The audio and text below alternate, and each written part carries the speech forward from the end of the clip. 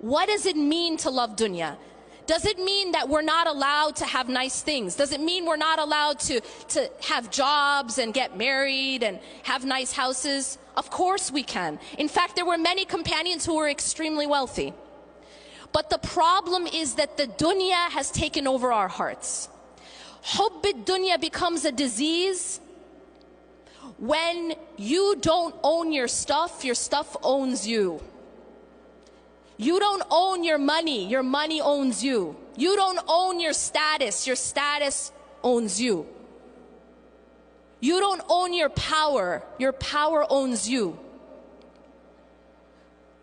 Allah subhanahu wa ta'ala tells us in the Quran, اعلموا أنما الحياة الدنيا لعب ولهو وزينة وتفاخر بينكم وتكاثر في الأموال والأولاد.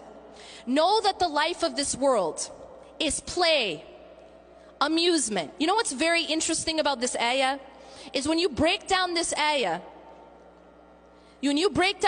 from Surah Al-Hadid, you find that this ayah is a chronological timeline of our life in this world, of the things that matter most to us in this world. Because when we first come into this life, what's the most important thing to us as a child?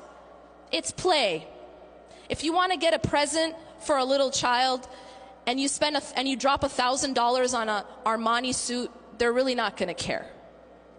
But if you spend 50 cents on a rattle, they'll be happy. And this is because what matters most when you first come into this dunya is just, I want to play. لعب. اعلموا أنما الحياة الدنيا لعب ولهو. And then you get a little bit older and now you're kind of like in late elementary, middle school.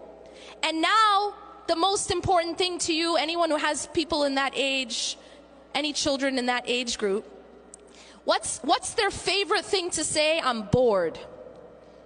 And the reason for that is because at that age, they want to be entertained, constantly stimulated and entertained. And that's because at that point, the most important thing to them is entertainment, amusement. This is called lahu in the Quran. And Allah says, after la'ib, He says lahu. La'ibun wa lahun wa zina. Then you get a little bit older. And what is hubb ad-dunya about when you're in high school? Well, pretty much it's about what you look like, what you're wearing. This is the time when people are so concerned about what they look like that this is when you see spikes in things like eating disorders, because what you look like becomes of utmost importance. And so here Allah says zina. Zina is adornment, looking good. لَعِبٌ وَلَهْوٌ وَزِينَةٌ وَتَفَاخُرٌ بَيْنَكُمْ. Now you get a little bit older. And now it's not so much about your rattles and your video games or even your brand names. Now it's about proving yourself. Now it's about, how do I stack up next to someone else? What medical school are you getting into? How are your grades? And now it's tafakhurun baynakum. Now you're trying to show off. You're trying to compete. Then you get established. You get a big house, nice car, and children. And now what is it? وَتَكَاثُرٌ فِي الْأَمْوَالِ وَالْأَوْلَادِ. Now it's about getting a lot or competing in the accumulation with regards to money and your children. But what's so interesting here is that Allah says all of this, He gives us an analogy. See, all of these are halal things. But these are the things we get caught up in. And each person is at a different stage in that dunya. But all of it, كَمَثَلِ غَيْثٍ أَعْجَبَ الْكُفَّارَ نَبَاتُهُ ثُمَّ يَهِيجُ فَتَرَاهُ مُصْفَرًّا. All of this stuff that we get so caught up in, it's like a heavy rain that makes the farmer super excited for a while.